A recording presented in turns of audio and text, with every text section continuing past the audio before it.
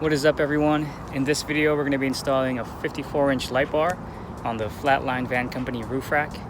But before we get started, big shout out to Jake for sending me over the Flatline Van Company swag care package, shirts and some hats and some stickers. Appreciate you guys watching the channel. Alright, let's get started.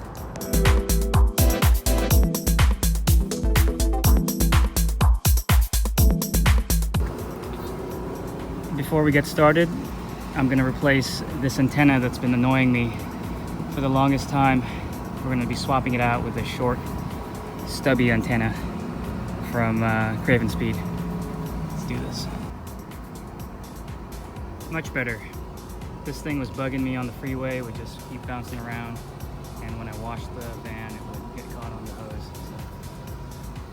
So, much better. Probably the easiest install so far. Before we head up on the roof, let's take a quick look at all the components we're going to need for this install. Obviously, the LED light bar. I went with the Nilight brand. It's one of the more higher end rated light bars on Amazon, and it has this kind of a unique black housing where the LED lights are, so makes it look pretty nice and stand out and go along with the stealth black theme I got going on. We're going to attach it on the aluminum extrusion here before we take it up on the roof and make sure everything works and is secure. You're going to need your drill and some drill bits, tape measure, some spray paint for when you cover up the raw metal so it doesn't rust. You're going to need your harness for the switch to turn it on and off, some sealant, and some cable entry housings similar to the solar panel install we did, along with all the hardware. Alright, let's get started. There's quite a buildup on the bracket here in terms of the thickness of, or the length of the bolt that you're going to need. So I didn't know how much that would be, so I ended up getting this pack, but to save you guys some time and money, go ahead and just order the 3/4 inch if you're going to follow this similar method for the length of that 1/4 inch by 20-20 bolt. So you don't have to buy this whole set. So I don't know if they sent me the wrong end brackets, but something tells me that that doesn't sit quite right. So this is a curved LED bar, but I think they forgot, or they mistakenly sent me the brackets for the straight LED bar. So just goes to show you the importance of test fitting on the ground before you get up on the roof, or drilling the hole before you make sure everything works. Looks like I'll be returning this guy, or at least getting new brackets. The replacement LED light bar is in. Had to go with the straight 52-inch LED light bar to make this bracket work, but I think it's worth it. And if it's just right, this cable is going to go into this hole, which will tie into the battery underneath the driver's seat. Light bar is officially installed. Time to wire it up. Using the interior pry tool again, we're going to pry this cap right off. The wiring harness for the button and relay come with these female ends, so you're going to need to crimp and attach the male ends to the light bar wire.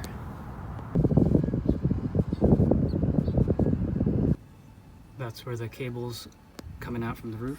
We're going to try and fish it down behind that foam block, down this seatbelt pillar, and into the CCP port on the side there. If anybody's wondering what's behind these foam blocks, it's the side airbag. Not sure if the foam actually has a purpose besides protecting your head when you're walking around back here, but may end up taking these out and just removing them.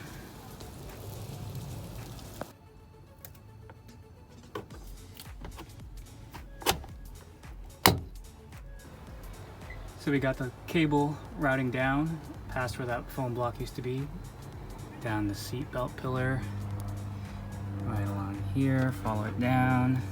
You can see what the clips look like that you're gonna have to pull out or pop out.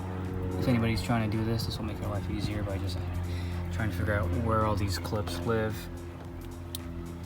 And yeah, just be soft and gentle when removing the plastic trim so you don't end up breaking any of these plastic clip pieces. So I got the positive cable bolted down to the CCP. I've routed the relay right under there. There's a little hook for the cable that it can kind of sit on. And then I've routed the negative of this relay to, or this wiring harness to the negative ground of the battery. So that should work. And all that's left to do is to hit that switch over there, and we should be good to go.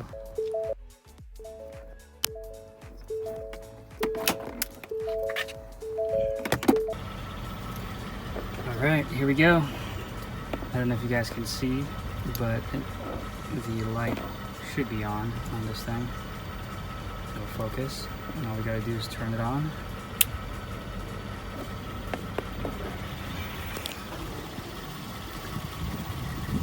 There it is, guys. We did it again. Damn, this thing is freaking massive. Sweet. I'll show you guys a nighttime video of this thing turned on to see how much brighter it makes the road or the path. So the last step with this installation is figuring out where this button's gonna go. I think I'm gonna have it placed right here, right on this fuse panel or leg cover.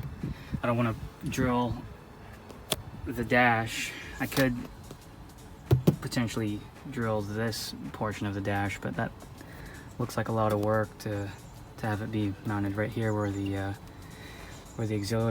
factory auxiliary switches would go. But I think I'll wait when those become available and just put it right here for now. Plus, if I ever want to replace this little garnish in the future, I don't think this thing's that expensive, so I don't think that'll be an issue down the road. Let's do it. I need to route this harness underneath this this seat bottom bracket, so this thing needs to come out. So I have to take out the battery and the battery tray, the battery cover. Man, this thing's turning into a big project.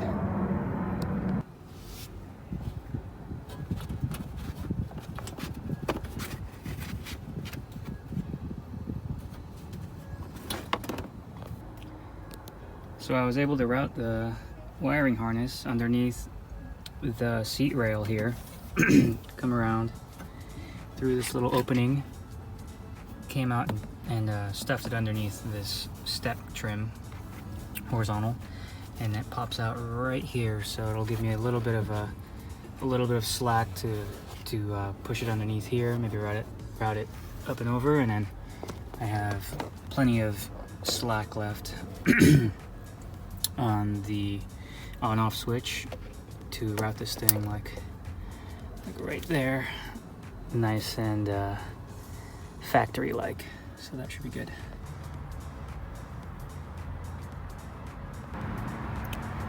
Look how factory this looks, guys. This looks so good. So once I actually drilled the holes for the opening, I just used an X-Acto knife to trim it so that it kind of has a pressure fit, so it doesn't actually move around. So I don't know if I need any glue or anything, but this thing's not really going anywhere, so looks good. Let's get it mounted. We are officially done with the huge LED light bar install. Look how factory that button underneath the steering wheel looks. So this piece right here is probably, you know, less than $50 to replace if I ever really need to replace it, but I mean, that thing looks so good sitting there that I don't think anybody will have an issue with that if I do end up selling the van. Yeah, and just for reference, I know people are going to say it, but if I move up, there's no way of me hitting this thing with my knee or anything like that. I'd really have to scoot in really far forward to hit this thing.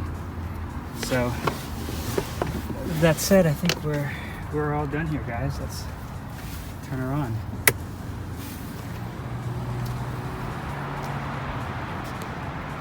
Oh, let's try that again. This time, let's put the key in.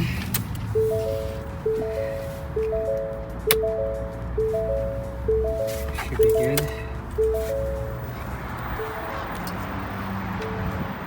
There we go. Oh man, this thing looks so good with this roof rack.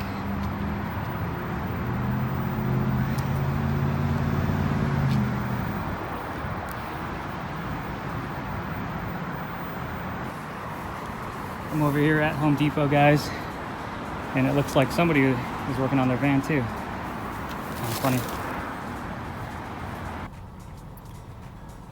All right, time to test this thing out. So it's not really that dark yet, but I think it's dark enough to see how well this thing does. So let's start off with the regular headlights. Okay. High beams. And then LED light bar. Damn. Holy shit. Excuse my language.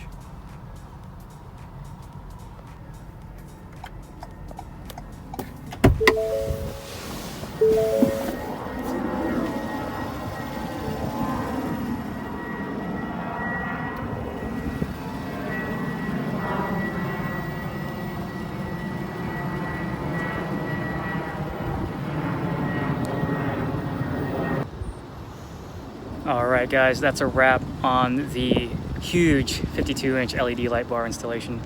It took a couple weeks because I actually couldn't get the curved one to mount properly, so I had to wait for the new one to come in, but I think it was worth it. It turned out really great. Let me know what you guys think. How'd you do it? How would you guys do it differently? And then you know, like and subscribe. Let me know if you have any questions. I'll link all the products in the description for you guys to go and click if you guys want to follow the same route. Again, thanks for watching and have a good one. Thanks.